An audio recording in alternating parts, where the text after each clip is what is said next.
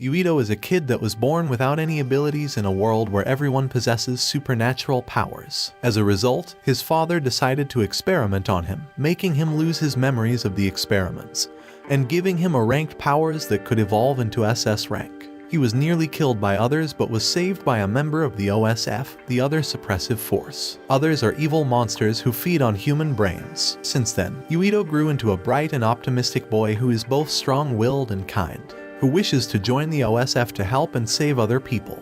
He trained so hard and finally managed to join the force. He sees his name all over the news as the next big shot, but not for good reasons. He's from the prestigious Sumeragi family. His father is the town president, and all eyes are on Yuito, who joined the OSF despite having a low psionic aptitude, which makes everyone think that he used his family power. On his first day as an OSF member, he, his mate Nagi, and his childhood friend Hanabi meet their assigned team. The team is led by Sito, followed by Tsugumi with his C-rank clairvoyance ability, and Kajero with B-rank invisibility. Nagi introduces himself as a C-rank aerokinesis user, Hanabi with a rank pyrokinesis, and our boy Yuito uses his A-rank psychokinesis. This means he can throw rocks at your old school bullies without touching them. The introduction party stops before it starts because there's a monster attack in town, and our boy has the task to sit back and watch the adults play, until he sees a kid crying out for help because her mother transformed into a monster. Despite being ordered not to, Yuito has no other choice but to rush to save the girl.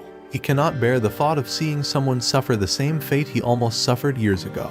The monster stands between them and the small child, but without a second thought, Yuito transforms and uses his powers to knock it back. Even though his attacks are weak, he still pushes forward to save this girl. The monster chases him while he tries to push him back with his powers, and despite being considered this young prodigy, he still manages to trip in the crucial moment, forcing a cutie named Kasan to save him. She has the same power as him and uses it to restrain the monster while he smashes it off with a huge trash bin. When Yuito finally looks at Kasan's face, he realizes that she was the one who saved him 11 years ago. The next day, after some intense practice, Yuito receives a call from his father arranging a meeting to talk about his mother, who passed away while he was still a baby. But first, he must fight some monsters attacking the abandoned subway system. There, the teams quickly get surrounded, forcing them to retreat. They manage to find a safe location. However, Kasan's younger sister, Naomi, quickly pushes her sister to the ground, getting hit by a sniper shot. Naomi's powers start going berserk, turning her into a monster who starts attacking everyone within sight. Yuito jumps in using his sword to make multiple visual effects attacks on the other, before being forcefully stopped by Kasan standing in front of her monstrous sister. Suddenly, the monster disappears and Karen, the 2nd Regiment commander, appears. He asks everyone to keep the event a secret, and he will report Naomi died in battle. Later, Kasan tells Yuito that Saren, his older brother, is behind her sister being turned into a monster. Suddenly, another major monster attack forces them out to battle. Karen joins the two teams present at the last incident and orders them to go to a certain location. While on their path, Yuito notices Naga's memories about the incident aren't precise. He got mentally disturbed and spent a week in the hospital. Suddenly, they lose all forms of communication and get surrounded by other OSF members. The OSF accuses their platoon of performing human experiments. Luca, Karen's younger brother, shows up using teleportation and tells them to run.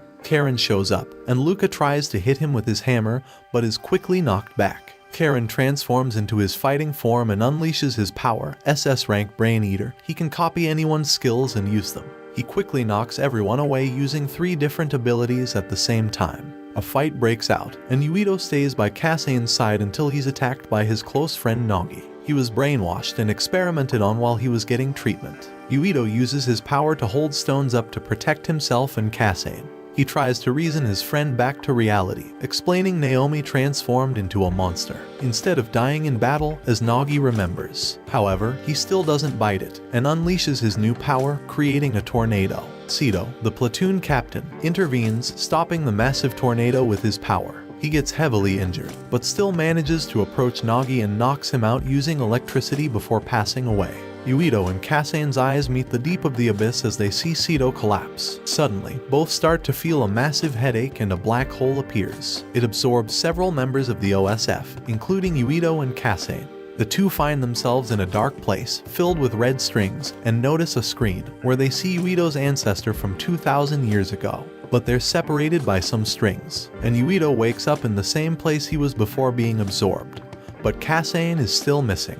Gemma, the one who previously accused Sito, explains to Yuito the whole situation. Basically, the government is performing research to brainwash their fighters and turn them into monsters, and Karen wants to overthrow the government. Yuito tries to get back to his father, making sure he's safe. However, when he gets there, he finds his father against the wall, and Kasane is in front of him holding a knife soaked in blood. She starts rushing towards Yuito to attack and end him as well. Why, you ask? Inside the black hole she time-traveled 50 years into the future. There she met a blind Yuito, the only survivor in the world. He told her that he and she not only have the psychokinesis, but also the SS-ranked Red Strings power, the ability to time travel, and exist in different timelines. And basically, she has to go back and kill him because the black hole grows larger every time he uses his power. And if he dies, the black hole will disappear and she will save the world. Back to the present, Kasane holds Yuito a knife point, but she can't manage to finish the job. She backs off and Yuito's father gives his apology words to his son, telling him to watch his back and about the nation wanting him.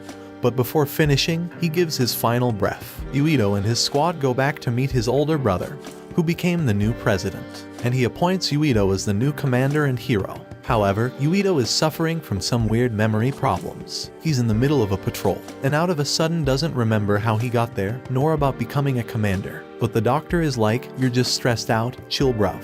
Luca explains the reason why Karen is plotting a revolt. The girl he loved, Alice, was brainwashed and turned into a monster when she tried to save him, and now he wants to go to the past and save her. The group meets Major Fubuki, who gives Yuito the medicine he forgot to take for his stress, the same ampoules that were shot at Naomi when she turned into a monster. The group sets out on a mission to slay monsters, but Yuito cannot use his powers. Every time he tries to, he suffers a huge headache. He takes the ampoule medicine, and as if by magic, he starts to feel healthy again. He immediately uses his power and one-shots every monster around. But at the same time, he's increasing the size of the black hole without knowing. They immediately set out on a mission to follow some cargo trucks to a warehouse. They explore this location and find out that the trucks are holding and transporting human brains, and those same brains are being used on Yuito's medication. He starts to feel glimpses of his memory again, and the group decides to escape the location, just to meet Kasane and her group again. Yuito tries to get an explanation from her, and she reveals that Naomi is still alive in her monster form, and that she needs the same medication to maintain her sanity until she is transformed into a human again.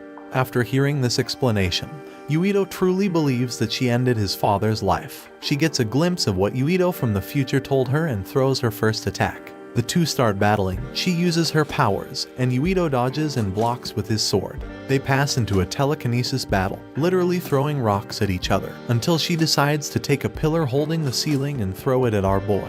He tries to block it but gets knocked back, and his group retreats with him, teleporting away. Major Fubuki gives Yuito's team a mission to retrieve Naga's memory, but as soon as they enter they are met with a hostile Nagi who is brainwashed. He throws fan-like blades at them. Everyone does not want to hurt Nagi. Yuito tries to use his ability but passes out. Nagi calls them traitors and threatens to kill him if they try to attack. Yuito and his team later woke up in a room restrained in chairs. There he meets a scientist who claims to have met him and experimented on him 17 times 11 years ago.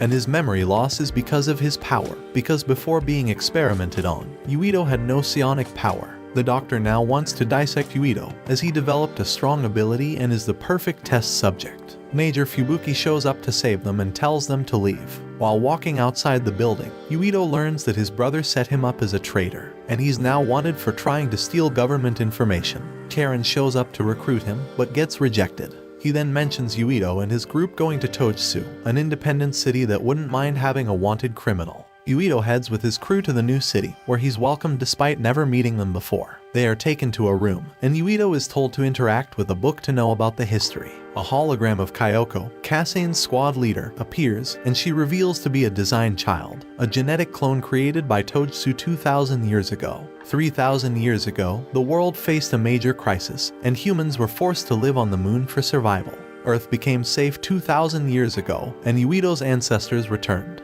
At the same time, a comet passed by, bringing strange special dust that turned most of the people living on the moon into monsters. To survive, they pushed the dust onto the Earth, creating a barrier to keep it around the planet, allowing the monsters to spread into the planet. The group is taken to another room with another book. Yuito touches it and is unable to move. Tojutsu wants to take over his brain and use his power along with Kassane's, who was also taken by them. Luckily, she was saved by Kajero and manages to establish contact with Yuito to release him from the trance. Tojutsu's goal is to use Yuito's and Kassane's power to return to the past and never go to Earth. Both Yuito and Kassane's group manage to evacuate the location and meet outside. They exchange information and everything is revealed. The reason Kassane tried to kill Yuito, Kassane also being a design child, and Kajero being one of the moon people who came back to Earth 2,000 years ago. He survived inside a cryogenic chamber and pretended to follow Tojutsu's orders after waking up.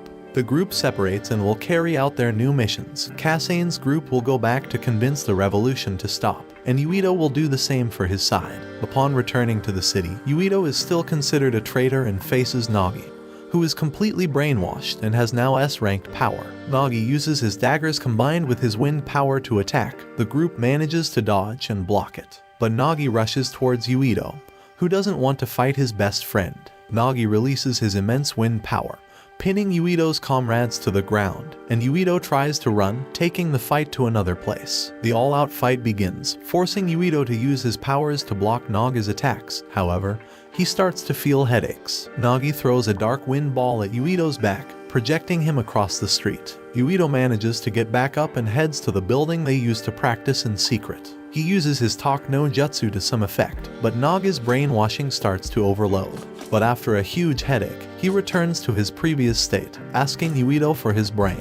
He throws his flying daggers, but honestly, it's like watching a 4-year-old kid throwing random punches at an adult. An overload later, Nagi finally manages to make some scratches on Yuito, and when he's about to deal the final blow, his brain overloads and fries up.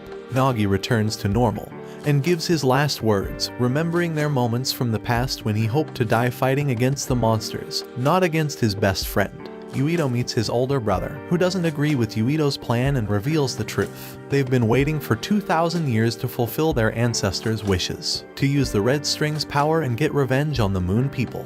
Yuito records everything to expose the government's plans to the citizens. On the other side, Kassane finds out the government is planning to use the monsters as a weapon against the Moon people.